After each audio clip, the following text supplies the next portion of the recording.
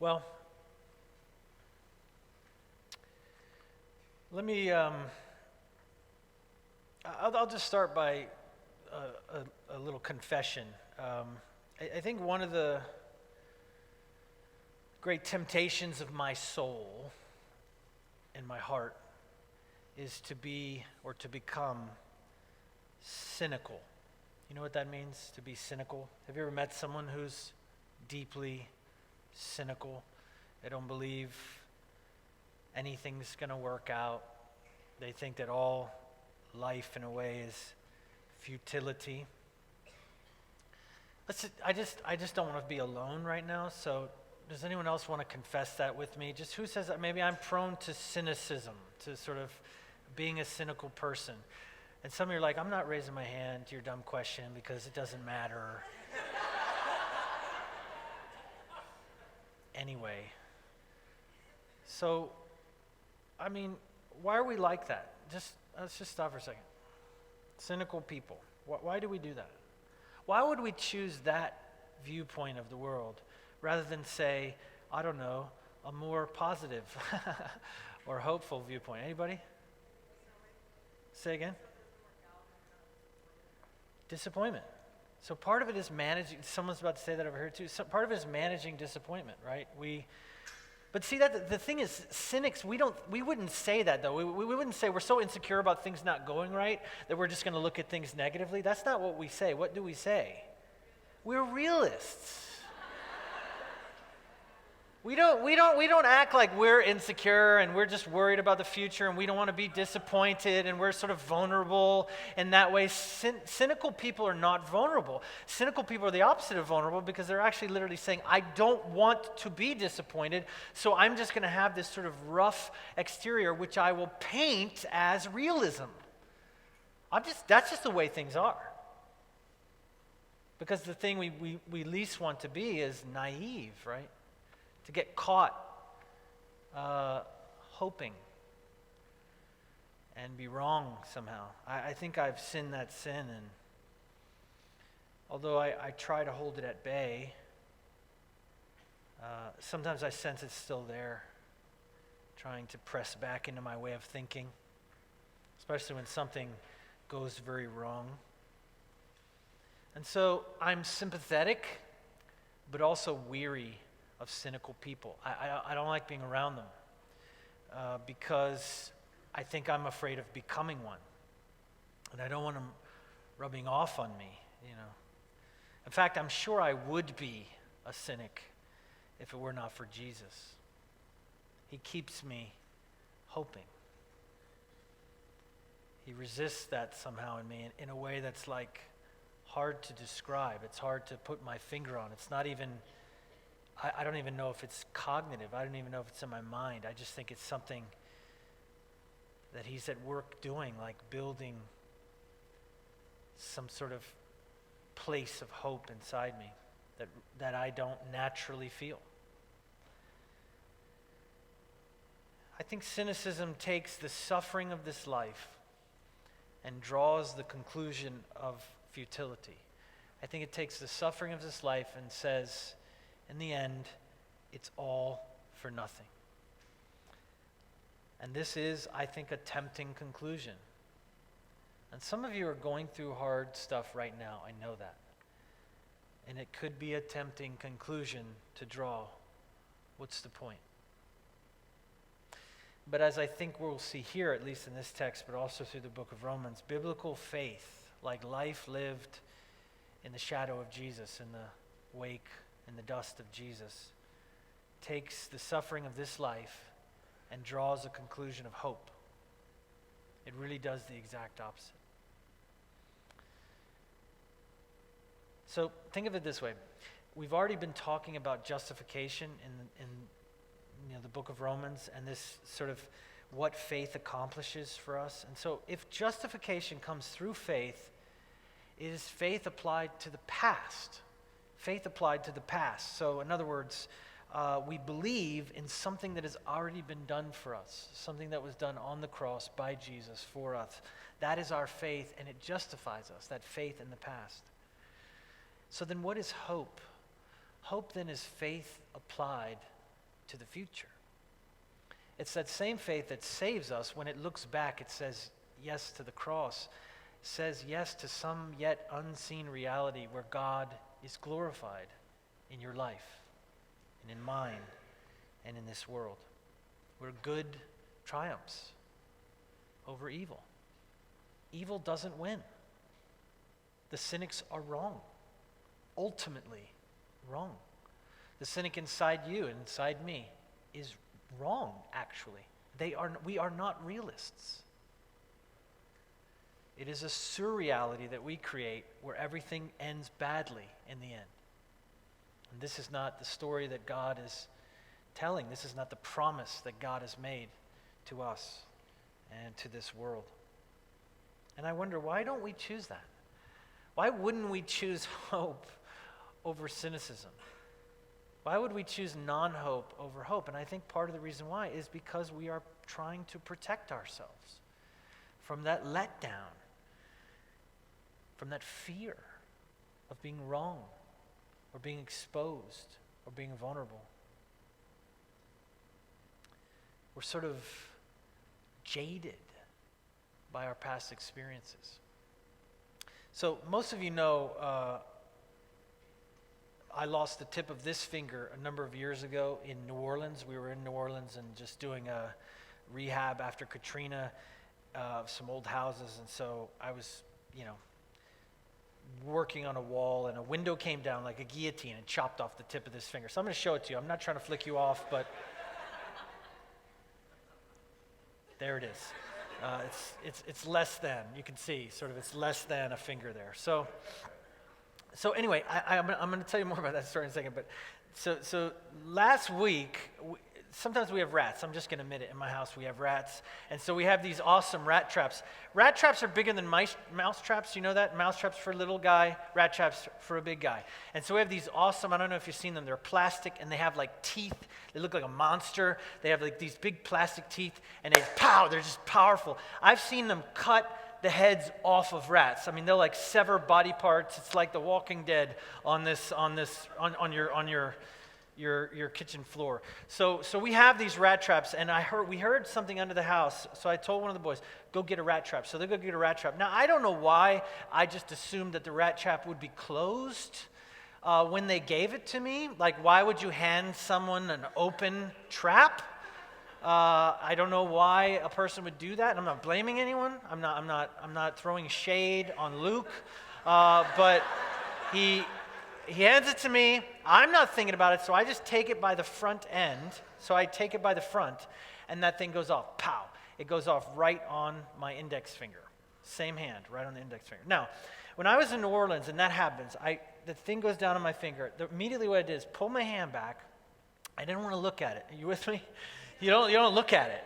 That's not what you do. And maybe that's what you do. It's not what I did. I just wrapped it in my shirt, and I just kind of like walked around. I think I was kicking things, and I was just angry, like, why? So I never looked at it. I didn't want to look at it. I was like, it's bad. They're like, what happened? Something bad happened to my hand, and it hurts bad. So we actually got in the car to go find a hospital in New Orleans after Katrina when there was no electricity, no running water, and no running hospitals, actually. And we didn't know where the hospitals were, and we're looking around for a hospital, couldn't find one. So we get a call on the phone, and it's one of the guys back at the work site saying, hey, we lifted up the window, we found your finger, do you want it? And I said, yes, I want it. So we had to find our way back to this place where we didn't know where that was either. So we finally find our way back there. They give me my finger. There is no electricity, so there's no ice, there's no 7-Elevens, but a dude next door who was working on another house had a Big Gulp. So we stuck my finger in the Big Gulp.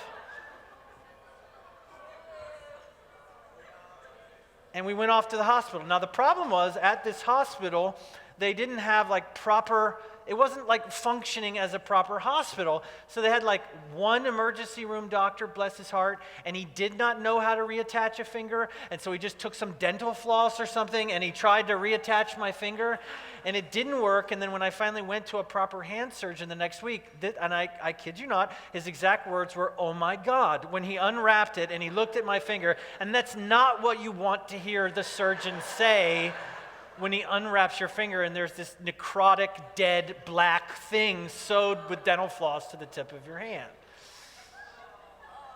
Exactly. So I actually had to go get another surgery to cut off the dead finger to take it off. So anyway, the rat trap goes off, and it hurt so bad. I mean, it was equal in pain to the pain of that day. The suffering of this digit finger experience was equal to the suffering of this other thing. And so I immediately rip my hand back, I immediately stick it in my shirt, and I'm like queasy. I mean, I'm like about to faint. And I'm looking, if Luke is here, I like leaned onto Luke. I'm like, whoa, whoa, whoa, whoa. It hurts so bad. And then, of course, what's going through my head? Here we go again, you know? And I know that my finger is mangled. And I imagine, like, is there a piece in the trap? I don't want to look. I don't want to look at my finger. I just assume there's blood. I assume it's a total mess. Everything about that day comes flooding back into my mind, into my memory from that day. It's like, I have been here before. I know how this goes. And you know, eventually I kind of have the courage to open up, unwrap my hand, and I look, and of course it's all there. My finger's all, but you can see how black it is. I don't know if you can see that or not, but it's fine. And I'm like, huh. I was so relieved. I'm not even sure, maybe somewhere deep down, I harbored hope. Maybe there was like a small modicum that it won't be the same. But everything in my psyche says, prepare yourself for it being the same. Prepare yourself, you don't have a finger. That's another one on the same hand. And I'm literally thinking, really, God?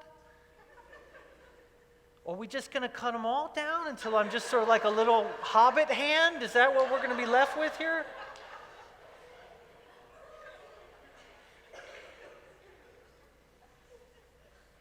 I think our past always influences our perception of the present.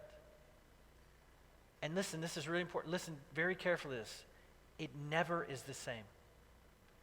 No two moments are the same. No two experiences are the same. And with God, with the presence of God in our lives, no experience is wasted. No suffering is wasted.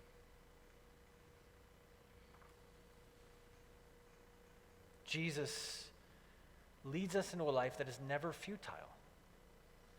And there is always hope. And not just hope harbored. I think about that phrase, to harbor hope, as if somehow hope is some fugitive on the run from cynicism or on the run from the realities and the pains of this world. That all we can do, the best we can hope for, is to have a little safe harbor for some hope in our heart. Like some little childlike person that still holds out hope. And that's how we use the word, by the way. We use the word in a way that isn't entirely biblical. We use the word to say, I hope I get a good grade. I hope my team wins. I hope this works out with this girl I like. It's not, that's about sort of like playing the percentages. It's like, it probably won't. Actually, what we mean when we say that we hope something is that it probably won't work out. And that is not biblical hope. This kind of hope that you boast in, that you glory in, actually this kind of hope is something more concrete. It's something certain almost. And it's just not something I think we're all that familiar with, because most of the time we tend to experience our lives as a sort of repetition of the same pain and the same bad results. This is a triumphant hope, a boasted hope. Do you boast in the hope of the glory of God? Have you ever even used that phrase? I don't think I have. I think if you asked me yesterday, Brian, do you ever boast in the hope of the glory of God? I'd be like, I have no idea what you're talking about. If you ask me, do you ever have hope? Sure. If you ask me, do you think hope is an important biblical concept? Sure. If you ask me for a definition of what I thought hope was. But if you ask me this question put this way, do you ever boast in the hope of the glory of God? I would say, I don't know what you mean. And yet this is what the whole text is hinging on. In fact, it's what it comes to by Romans 5. This boasting, glorying, rejoicing, reveling in the hope of the glory of God. I think we struggle to do it because we don't want to look foolish.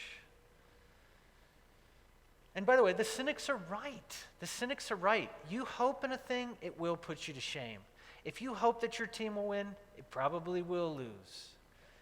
If you hope that that friend will never let you down, they will. But he's talking about placing our hope in the glory of God.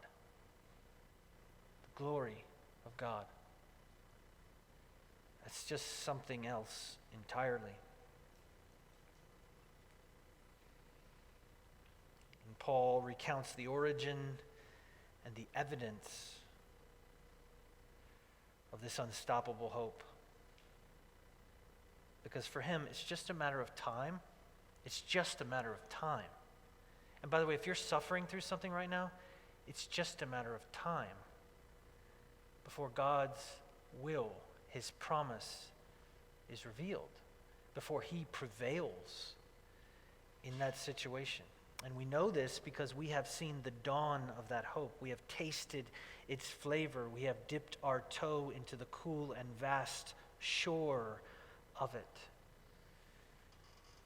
We've seen the edge of its limitless expanse. Hope is this real thing and this real place for us. And so he says, we have these things, these treasures, peace, he says, with God, access to the grace of God. We have a suffering which produces hope and glory. We have, he says in the end, a heart saturated by the love of God. But do we? I mean, we have it. Those things exist. They have been bought for you by God. They have been accomplished through the work of the cross. But do you seize them? Do you even know that they're there for you? Do you know? This is where hope comes from. So if you indulge me, I want to break down these potent concepts. And so much biblical language is intertwined into these 5 short verses that they each deserve some treatment. First is this idea of peace with God. Second is this idea of access to the grace of God. Third is the idea of suffering that produces something other than despair. And finally, this idea of the glory or the love of God poured out somehow in our hearts. Let's start with the peace of God. Peace with God is actually the way he puts it. There is still this ancient war that rages between 2 kingdoms, and you got to believe that it's true. Listen, even if you think it isn't true, it is true because it's been going before you were born, and it'll probably be going after you're long dead. It's between these 2 kingdoms, the kingdom of this world and the kingdom of God, and we cannot have peace with both. Listen, in this life, you will experience conflict with one of those kingdoms. In other words, you will either be at war with God and his kingdom, or you will be at war with this world and its kingdom. And so the idea, and human beings love the idea of peace. If I were to just do a sermon about peace, don't you want peace? And I meant it as inner peace or peace of mind. Nobody would have a problem with that. Everyone would love to know, how do I have peace? How do I experience peace? I mean, the other day I was in the airport, and I'm sitting. Anybody ever experience the loss of peace while you're in a line? Does anyone ever experience that? So I'm in a security line, and the worst thing that people do in the world is create multiple lines. I just think that's demonic. Because when you create multiple lines, someone's going to win and someone's going to lose, and it isn't right. It isn't fair.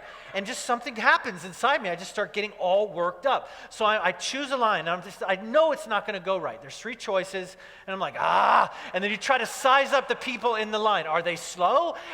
Is there reasons why they might have problems with their passports or something like that? Or is there a lot of kids, or how do you work that out? Maybe kids are good because they go as a group and they all go up at once, and then they go out and there's like 5 people have gone at once, and you're trying to calculate in your mind. And sure enough, as I do every time, I pick the wrong line. But this time, as they're going past me, and I'm like, oh my God. And then I pick a person, you mark where you are, and you pick the person that you would have been if you would have chosen that line. And you say, that's me if I chose a different reality. And you watch the other you, the alternate you, do better than you and accomplish greater things than you. And you hate the alternative you.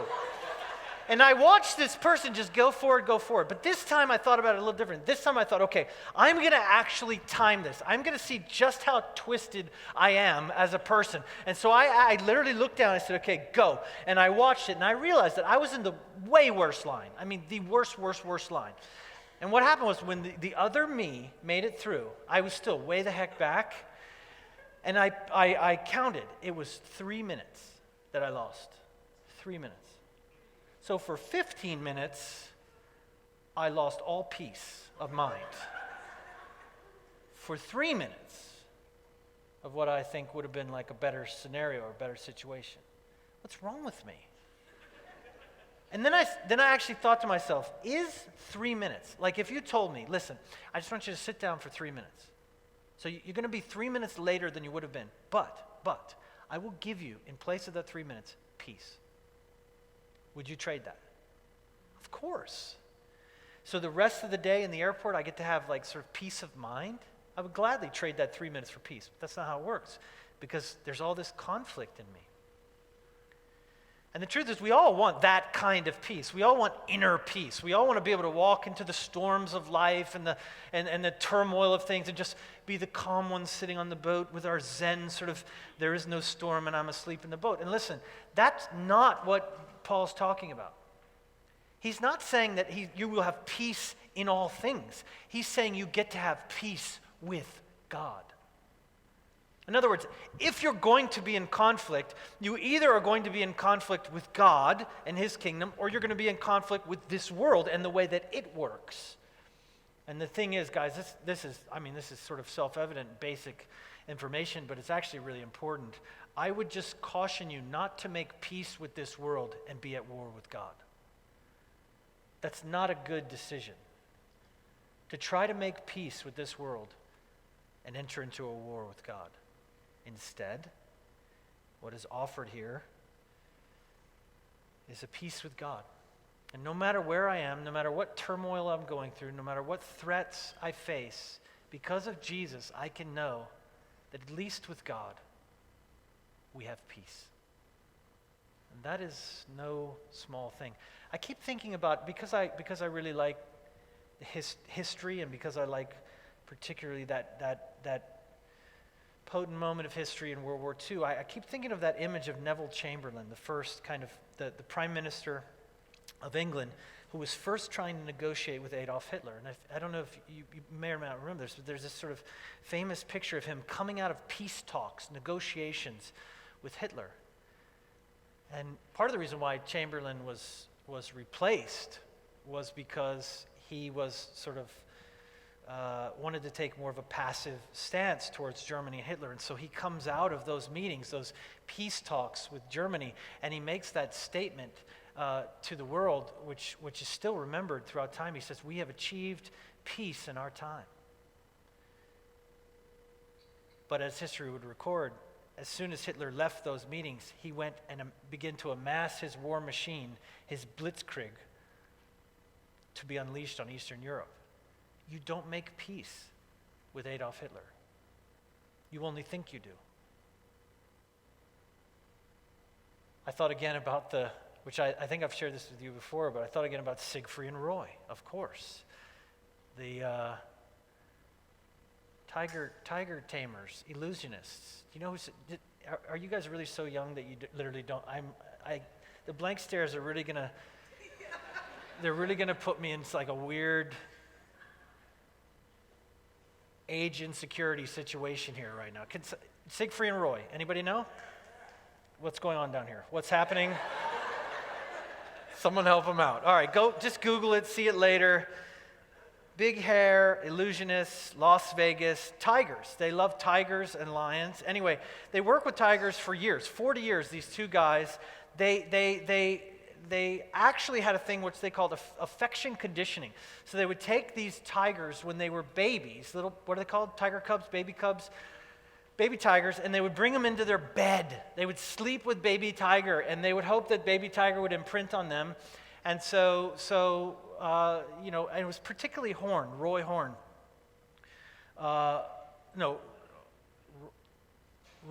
Roy was Roy Horn. Anyway, he was the one that really loved tigers and was always trying to kind of, have this intimate relationship with them. So they had this act on stage where tigers would come out and be as close as I am to you guys, and the tiger would have no barrier between them and the audience. And I think it was October 2003. Finally, one of these tigers just decided, I think I want to eat an audience member. And it just decided that. So here's this 480-pound predator, cat, that kind of just decides, I don't think I'm going to obey the rules anymore. So what Horn had was he had this little chain, so he had the tiger on a chain, and had a stick, like a little Harry Potter wand. And he would hit if the tiger did something wrong, he had trained him to obey. But if some flash or something happens in the audience, and the tiger decides, I'm going to go out into the audience. And so he makes the command, the tiger doesn't stop. He pulls on the chain drops, breaks. Because, by the way, the chain was never holding the tiger anyway. So then, heroically, Roy Horn goes and stands in front of the tiger to try to stop him from going to the audience because he realizes he's lost control. And he starts popping the tiger on the head with his little stick. And the tiger just decided, I don't know what he was thinking, but it seems like the tiger just decided, I don't think I'm going to listen to you anymore. And he jumps up, the tiger jumps in one motion, takes Roy Horn by the throat, drives his teeth into his jugular vein, pops him down on the ground, and just walks off stage with this limp rag doll of a man. The last time I talked about that story, it was in reference to Revelation 17, because in that crazy apocalyptic vision, there's this image of this woman, which actually the John, the writer, actually says he sees this image of a woman, which represents a city. And that city he calls Babylon, and he calls her the great harlot, the great prostitute. He said the mother of prostitutes, a city of prostitutes, which is such a potent image because he's basically saying, this is a place that takes something beautiful, extraordinary, the feminine image of God, and sells it, cheapens it, turns it into commerce. And this city, this Babylon, which of course represents Rome, at least it does in that kind of rubric of the book of Revelation, and even this letter, which is written to the Romans, there is definitely something going on between the idea of these two kingdoms. The kingdom of Rome, which is the greatest empire the world had ever seen in the time that this book was written. And it's written to a people who live in the capital city of the greatest empire that has ever existed in human existence. And yet there is this other kingdom which we are supposed to be citizens of. And in that apocalyptic vision, this woman, this great harlot, rides on the beast. It actually says she rides on this beast, this demonic creature, into her prosperity, into luxury, into everything that she wants, decadence. And the world is hers. But what's so amazing about the end of that vision is that same beast that she rode on to the thing that she thought she wanted, that same beast, it says, in the end, hates her, burns her, and devours her. We think we can make peace with the beast, but you can't, because in the end, the thing which we think will give us what we want only ends up to devour us. You can't tame a tiger. You never tame a tiger. You only think you tamed the tiger. You think your little chain and your little stick and your little commands actually have some kind of power, but the second that 500-pound cat decides it doesn't want to listen to you anymore, it eats you. And it's not in trouble for that, by the way. If there's some sort of judgment day for animals, which I don't think there is, I don't think God's mad at that tiger. Why did you eat Roy Horn? You shouldn't have done that. You need to repent, tiger. No, it's a tiger. Tigers eat things. You don't make peace with this world. You cannot tame the tiger. And if you want to try to make peace with this world, in the end, it's just going to hate you anyway. But if you'll allow God to make peace with you, if you will accept this gift, this amazing gift of peace with God, and he will give you himself and pour on you eternal life and love. And by the way, peace, if we're talking about war, peace can only come through surrender. The only way I know that sides in a conflict stop being in a conflict is if somebody says, I surrender. And God will never surrender. Because the battle that he fights is for you, not against you. The battle he fights is because of love for you. And it's just. And he will never surrender in that fight. He will always fight for you. He will always fight for your wholeness. He will always fight for you to have an eternal dwelling in his presence. And you can battle him and you can stay in your war with him for as long as you want, but he will never surrender. But you can. We can. How do we take hold of this great gift? Surrender. It should be a part of our lives. It should be a part of every day, every morning, to say, God, again, I surrender to you. I surrender my desire to control everything. I surrender my fear. I surrender my expectations. I give my life into your hands. I let go of my life. That is how you have peace with God. The second great thing, he says. By the way, when Jesus left his disciples, the last moment, that tender moment between him and his disciples, you know what he said? He said, peace I leave with you. My peace I give you. And I do not give as the world gives. My peace. But I don't give as the world gives. Do not let your hearts be troubled, and do not be afraid. The second great gift is grace. And what's interesting about this kind of turn of a phrase for Paul is that he's not just saying grace. We all understand, I think a lot of us understand what grace is, and that grace is this thing which God has done for us, accomplished. It's almost like we're in a museum or something like that, and grace is an exhibit. And it's behind the little velvet ropes, and there it is, and isn't it wondrous? And we all stand there as Christians, and we say, well, take a look at it, you know, and we look together, and we say, isn't it spectacular? And yes, it is. And so we talk about it, we make little groups, and we have tour guides that walk us by it, and we say, look upon grace, isn't it wondrous? And we write songs about it, and we sing about it, and we write books about it, and we wonder at what grace is. Guys, that grace as some sort of museum exhibit, that's something Jesus did that's out there, is not what Paul's talking about, because he's using the word access. In other words, it's a thing you go into. It's a thing you go and take something out of. It's Harry Potter's room of requirement. Now, can we work with that? Okay, thank you. And for you old people, it's a book. It's a kids' book series. Anyway, am I right though? Isn't there a room of requirement? Isn't that a thing? You walk by, and if you think what you want or what you need, then the portal opens, and you walk in, and it's in there. Anything you need, when you need it, is in the room of requirement. Access to grace. A modern-day equivalent would be Walmart.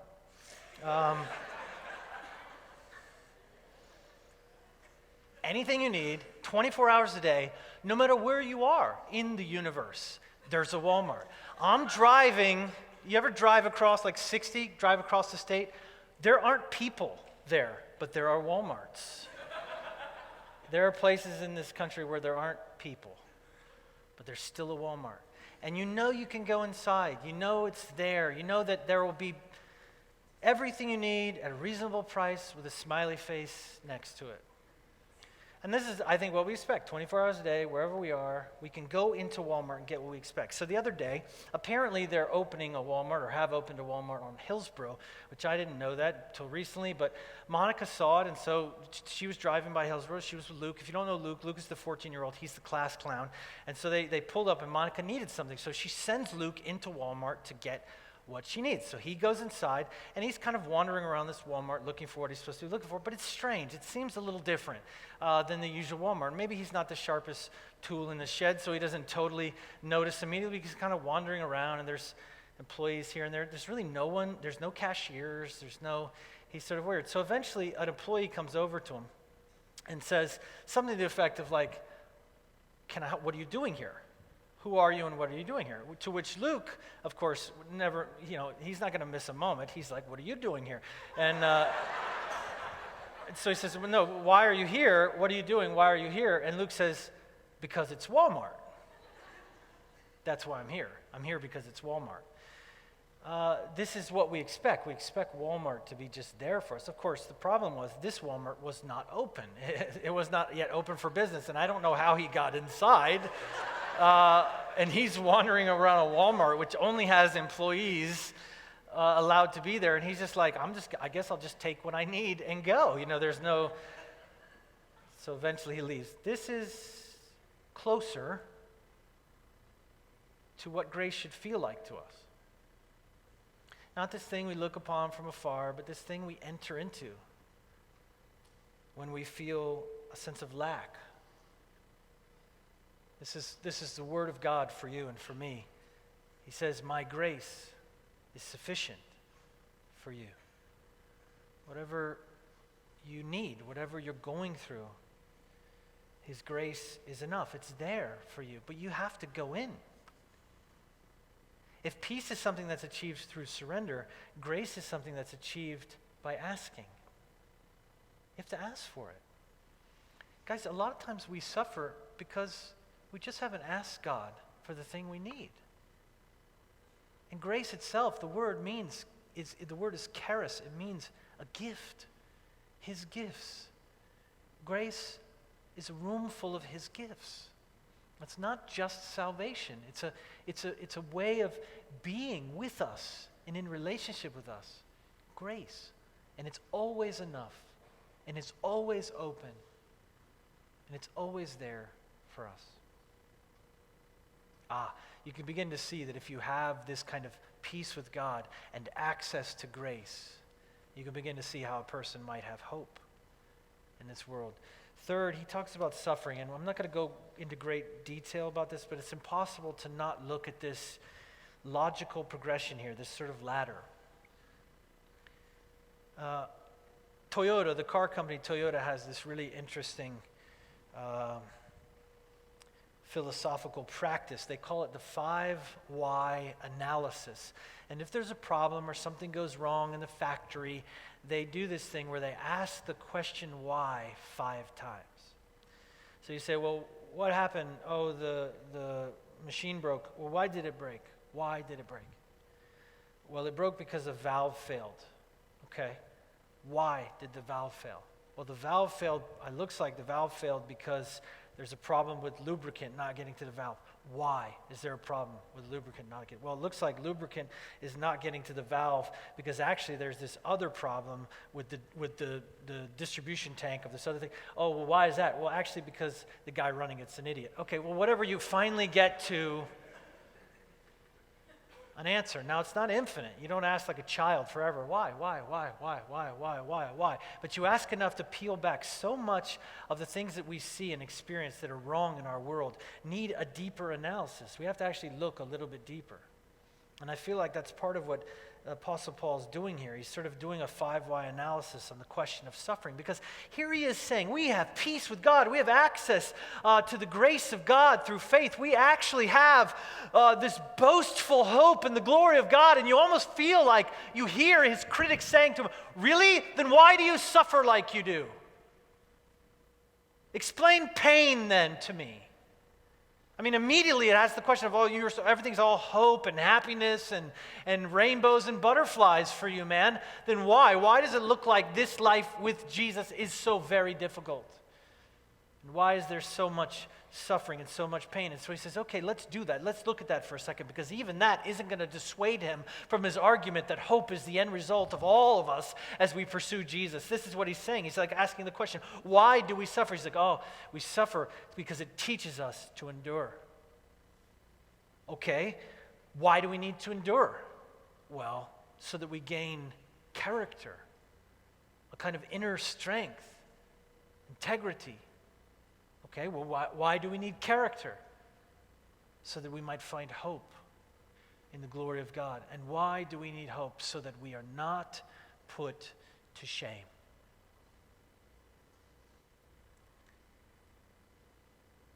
And so he says this word, we boast, we rejoice in the hope of the glory of God. And immediately then he says, and we also boast in suffering. Because to us it's the same. I have hope that God will glorify himself in and through my life, that the work that he began in me, he will complete. You ought to have the same hope, not just in yourself, but in the work that he started with anyone. Listen, I have teenagers, and when you have teenagers, you should just watch them reality slip in and out of their grasp. And there's a lot of potential for fear, because you can be like, oh my God, is this person going to turn out okay? Are they going to be okay? And this is the moment. This is one of those key moments in your life, in anyone's life, where you have to have hope, a hope that transcends these ebbs and flows of the craziness of our lives. That says, you know what? God will complete the work that he started in this person, and he will not fail. And to have a hope in that isn't the kind of hope that says, I hope that happens. I hope they turn out all right. But actually to know and believe that they will, because God has made a promise to that person, because they surrendered themselves to him.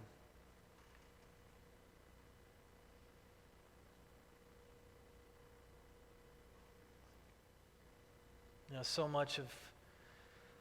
a lot of my reading lately has been about, I'm always sort of interested in the field of psychology, human psychology, and not just the mind and the work of the mind, but neuroscience, that's sort of like hard biological edge, but then of course our own existential examination of our minds. It's very interesting, and I'm interested in the study of it. I'm interested in the science of it, even though it's both, I guess, in the neuro sense it's hard, and in the social sense it's soft science, but I'm interested in it. And actually this year I've read 3 books on the history and the working of psychiatry, which is sort of it's the medicalization of mental disorders. And they have a thing called DSM. It's this sort of manual that they come up with every 10 years or so. They'll get together, and it's totally unscientific, and it's just totally random. It's just people sort of saying, what do we see in our practices? It's probably better than nothing, but in the end it's totally not a scientific thing, but it's played off as if it is. And every time they do it, they come up with more disorders. I mean, we're becoming sicker and sicker and sicker mentally in the eyes of these people that look upon human beings and society as just a series of dysfunctions. I mean, there's a list of disorders that would shock you because they're so simple. We're taking normal human behavior like grieving. One of the great sort of debates right now in the psychiatric community is whether grieving should be considered a disorder. So someone dies in your life and you're sad. And they want to turn that into a disorder and say, well, you probably need drugs or something for that. No, you're sad. That human beings are supposed to feel sad when someone dies. If you don't, maybe you need drugs. Crazy, but every time it seems that they sort of want to relook at the human condition, we come up with more and more disorders. We're more and more screwed up than we were last time. And of course, the downside of this, the upside is that maybe we're getting a better handle on the things that go wrong in the human mind, and maybe that allows us to treat those things and help. And I'm all for that. I'm happy about that. I know many of us have had positive results both through counseling and also even sometimes through medication that really helps us in very real, tangible ways to get through either a hard point in our life or something that's kind of gone wrong in our brains. But listen, the problem is it's beginning to shape us as a people that are just a collection of dysfunctions and disorders. We actually begin to think of ourselves as human beings, and certainly even as Christians, we have to see ourselves differently than that. You are not just a collection of disorders. You are not popping around from one bad thing to another. One of the things that really kind of troubles me also is the idea of, now this is, you need to give me a second to lay this out, but the idea of what's called post-traumatic stress disorder. If you've ever heard of this condition, it is real. I mean, it's when people experience a severe trauma, let's say you come back from a war, or let's say you've been seriously abused, that trauma can oftentimes create a kind of a breakdown for you mentally, and an inability maybe to interact with the world in appropriate or healthy ways. Totally real, totally true. But the problem is, what's happened to us is that every time now any of us experience a trauma, we think we're going to go to PTSD. And the truth is, there's this other phenomenon which actually we see, scientifically you see happen more in human beings than PTSD, which is called post-traumatic growth.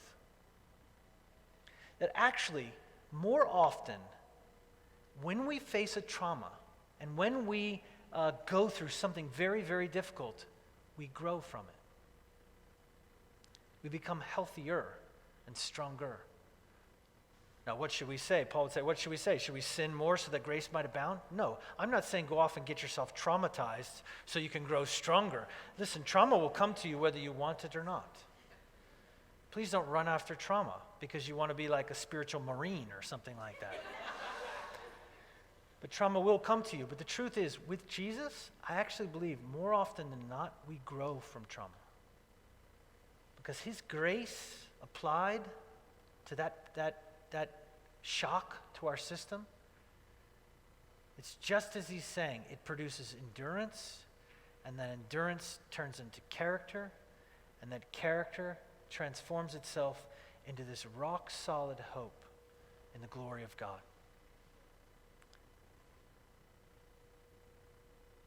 We may suffer, we do suffer, maybe as much as the rest of the world, maybe more than the rest of the world. But Paul is saying we do not suffer the way the world suffers.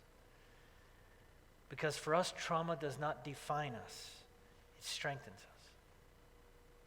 It confirms for us the grace of God. I want to invite up the team. This is the last thing I want to say.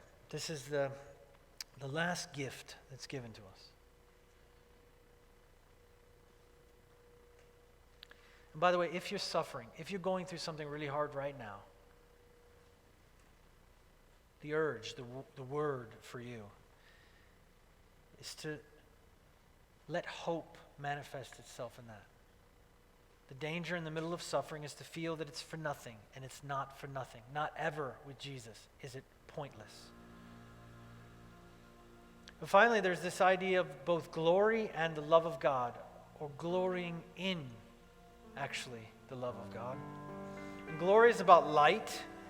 I mean, I think because this is written to the book of Romans is written to a people living in Rome. They're right there, sort of in the imperial majesty of the 7 hills of Rome, the glory of Rome, the light of Rome shining in the world. They understand this concept. Glory is about light. Glory is about shining. It's about illumination. It's about seeing. It's about clarity.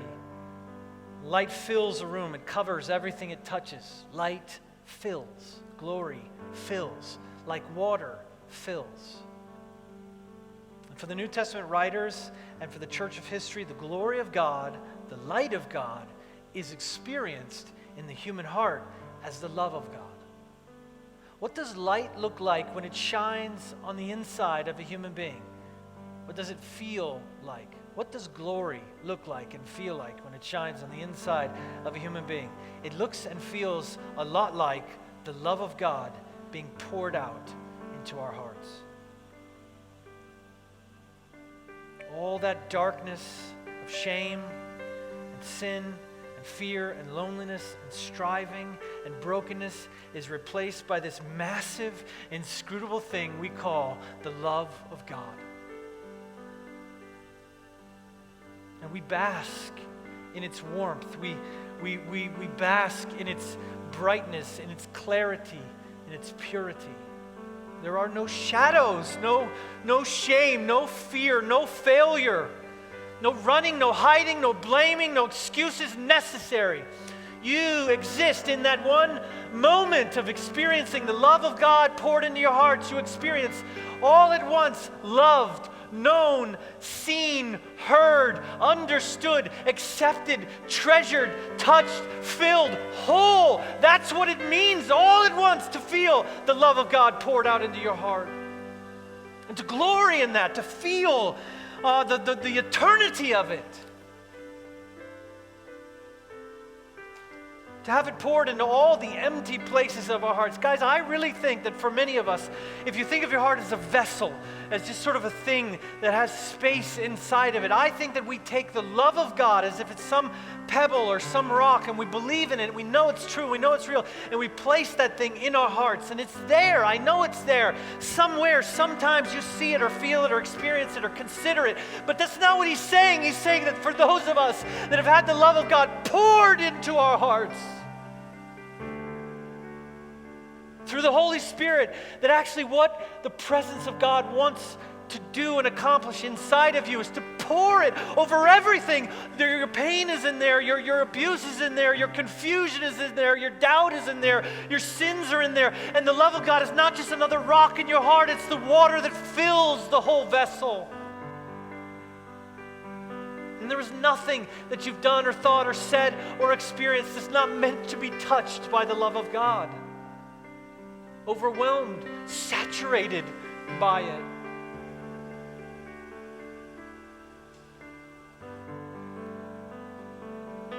I read the most ridiculous story this last week of a woman who was suing her 12-year-old nephew, who when he was 9 years old had a birthday party. And at his birthday party, she came to his birthday party, and he went bounding toward her and said, I forget her name, he said, "Oh, Aunt Mary, I love you." And in his shout of love, he jumped on her, this 9-year-old boy. She toppled over and broke her wrist. Because she broke her wrist, she had a lot of pain, and so it took her a number of years. And actually, in the deposition for the suit, it said that one of the things she realized, she was at a party recently in New York and couldn't hold her hors d'oeuvres properly and needed to sue this boy. And so she brought suit for $138,000 in damages to her nephew because he loved her and jumped into her arms. What the heck, world? Are you serious? And we are a lot like that boy, I think. Clumsy in our love for God. But God is nothing like that cynical woman. And maybe we're afraid. Maybe we don't want to go just rushing into the arms of God, because what is he like? And will it make him angry? And will there be some sort of issue that we have with him because we didn't come in the right way? This is not God at all. And yes, we're a lot like that boy. When we come into a thing loving, we break things. We are clumsy in our love, but God is strong. He wants you jumping on him. He wants you rushing, as the writer, the New Testament writer puts it, to go boldly before the throne of grace, to throw yourself in there.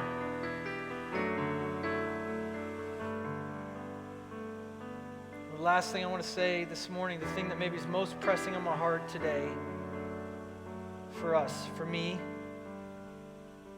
and I think maybe for you, is that there's this possibility of actually being in the presence of God. I'm there in that place, that impossible place, to experience something so amazing, so utterly beautiful that you never want to leave.